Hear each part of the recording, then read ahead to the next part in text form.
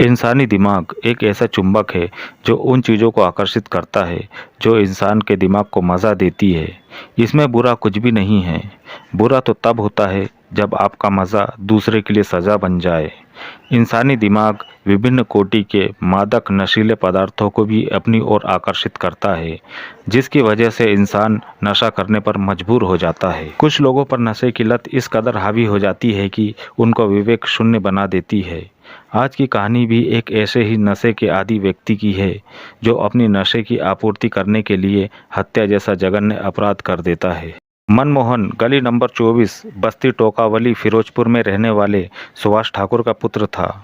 मनमोहन की शादी 4 साल पहले जनता कॉलोनी जालंधर में रहने वाले चानन सिंह राजपूत की बेटी पूजा के साथ हुई थी। मनमोहन की मां की मृत्यु हो चुकी थी। पूजा एक पढ़ी लिखी, समझदार और संस्कारी लड़की थी। वह अपने पति मनमोहन और ससुर सुभाष ठाकुर के साथ खुशी खुशी रह रही थी। वह घर का भी अच्छे से ख्याल रखती थी, इसलिए वह पति और ससुर की चहेती थी। मनमोहन हिंदुस्तान हाइड्रोलिक कंपनी में काम करता था। हर सुबह जब मनमोहन और उसके पिता काम पर चले जाते तो पूजा दिन भर घर में अकेली रहती। घर में किसी और का आना जाना नहीं था, इसलिए घर का मुख्य द्वार दिन भर बंद ही रहता था। शाम को जब मनमोहन या उसके पिता घर आते तभी दरवाज़ा खोला जाता था, लेकिन एक दिन शाम को मनमोहन घर आया तो दरवाज़ा नहीं खुला। बार बार डोरबेल बजाने के बाद भी अंदर से जब कोई प्रतिक्रिया नहीं हुई तो उसने हाथ से दरवाजे को थपथपाया। हाथ लगते ही दरवाज़ा खुल गया। इसे देखकर मनमोहन हैरत में पड़ गया। उसके समझ में कुछ नहीं आ रहा था। वह पूजा को आवाज़ देते हुए घर के अंदर दाखिल हुआ तो देखा कि घर के अंदर बहुत सा सामान बिखरा पड़ा था। ऐसा लग रहा था जैसे वहाँ दो लोगों की आपस में छीना झपटी हुई हो। पूजा का कहीं पता न था। घर के सभी कमरे खुले हुए थे। वह पूजा को लगातार आवाज़ें दे रहा था, पर पूजा घर में कहीं नहीं मिली। किसी अनहोनी की आशंका से मनमोहन डर गया था। पूजा को आवाज़ देते हुए वह घर से बाहर निकल आया। पड़ोस के एक घर में जब मनमोहन पूछताछ करने गया तो पड़ोसन ने बताया कि दोपहर को उनके घर कोई रिश्तेदार आया था और पूजा ने उसके लिए दरवाज़ा खोला था। पड़ोसन की बात सुनकर मनमोहन को चिंता हुई।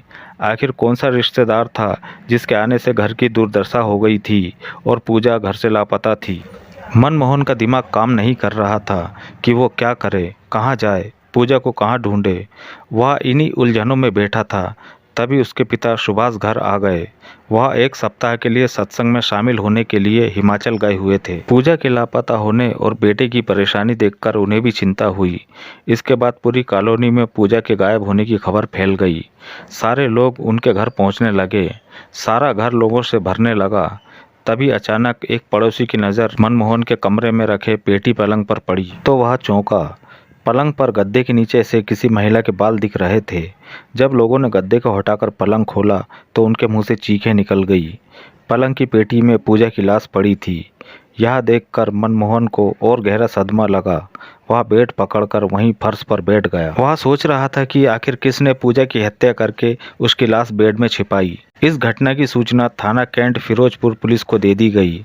यह 27 नवंबर 2018 का दिन था। पूजा की हत्या की खबर मिलते ही पूजा के पिता चानन सिंह अपनी पत्नी के साथ वहां पहुंच गए। पुलिस और क्राइम टीम ने कार्रवाई शुरू कर दी। पूरे घर को सील कर दिया। जगह जगह से फिंगरप्रिंट लिए गए। थाना cantt SHO inspector Jasbir Singh ने बारीकी से लाश की पड़ताल की तो पाया कि पूजा की हत्या गला दबाकर की गई थी।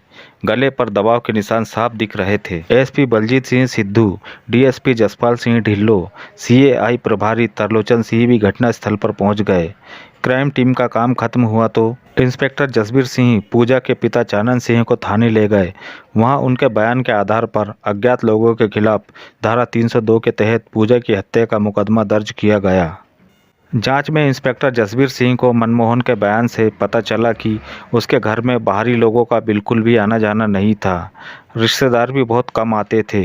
किसी से कोई दुश्मनी भी न थी। शहर के व्यस्ततम इलाके में दिन दहाड़े किसी के घर में घुसकर हत्या कर दिया जाना पुलिस और मोहल्ले वालों को हजम न होने वाली घटना लग रही थी। इंस्पेक्टर जसवीर को शुरू से ही शक था कि यह काम घर के ही किसी सदस्य का हो सकता था। पुलिस ने मनमोहन को शक के घेरे में लेकर जांच शुरू कर दी। गवाहों ने भले ही घटना के समय मनमोहन और उसके पिता को घटना स्थल के आसपास भी मौजूद न होना बताया हो, किंतु पैसे देकर किसी और से भी हत्या करवाई जा सकती है। इस आशंका के साथ पुलिस मनमोहन और सुभाष की जांच में लग गई। मनमोहन और सुभाष के फ़ोन की कॉल डिटेल्स निकलवाई गई, पर हाथ कुछ नहीं लगा।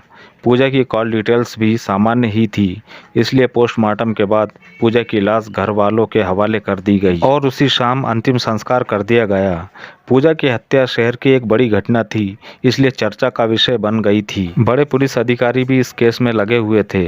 पुलिस के पास कोई सुराग न था, तो वे कभी मनमोहन तो कभी सुभाष से घुमा फिराकर पूछताछ कर रहे थे, लेकिन कोई नतीजा नहीं निकल रहा था। करीबी रिश्तेदारों और दोस्तों से भी पूछताछ की जा रही थी, लेकिन हाथ कुछ नहीं लग रहा था। इस केस पर जिले के स्पेशल स्टाफ, कई पुलिस टीमें और मुखबिर भी लगे हुए थे, पर कहीं से कोई जानकारी नहीं मिल रही थी।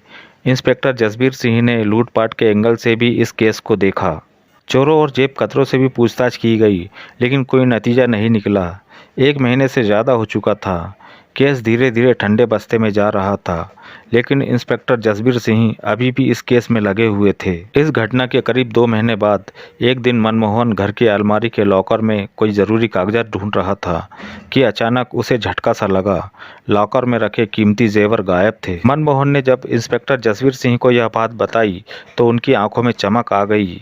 मनमोहन ने बताया कि जेवर पूजा की हत्या के पहले ही गायब हुए थे, और इस दावे की वजह यह थी कि लॉकर में रखे जेवरों की जानकारी मनमोहन और पूजा के अलावा किसी और को नहीं थी। यह भी मुमकिन था कि इन्हीं जेवरातों की वजह से पूजा की हत्या की गई हो।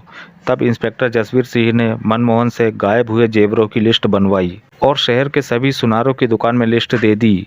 उन दुकानदारों को सख्त हिदायत दी कि अगर कोई भी चोर इस लिस्ट में लिखे सामान को बेचने के लिए आए तो उन्हें फौरन खबर दें। और एक दिन पुलिस की मेहनत रंग लाई।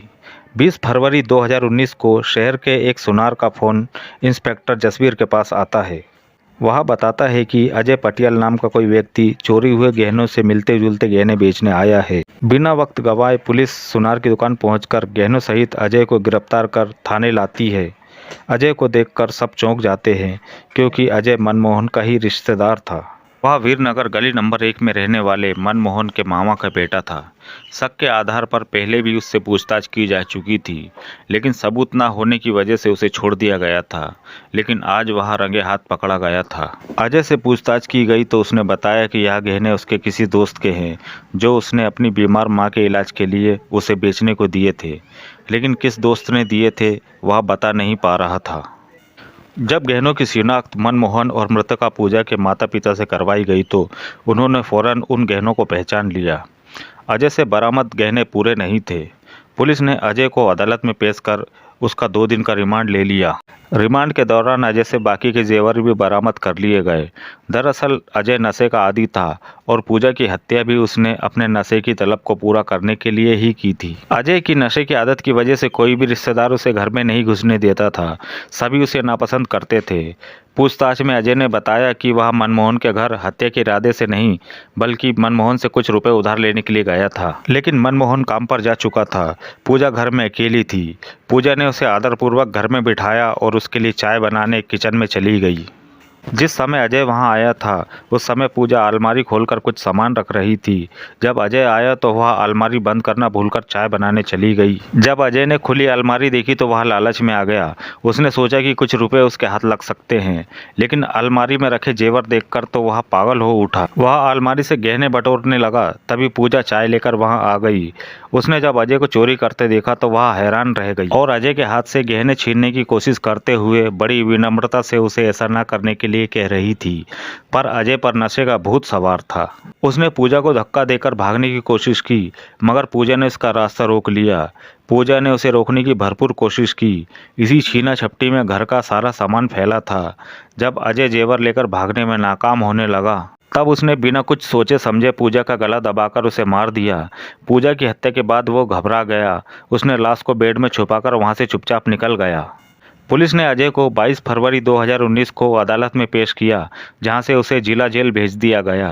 नशे की लत में इंसान से जानवर बने अजय ने एक मासूम की जान ले ली और इस तरह अंत होता है आज की कहानी का। दोस्तों, हमारा मकसद आपका मनोरंजन करना नहीं, आपको जुर्म के प्रति जागरूक करने का है। अगर आपको हमारा ये प्रयास पसंद है तो हमें लाइक और सब्सक्राइब करें और कमेंट में अपनी अमूल्य राय ज़रूर दें।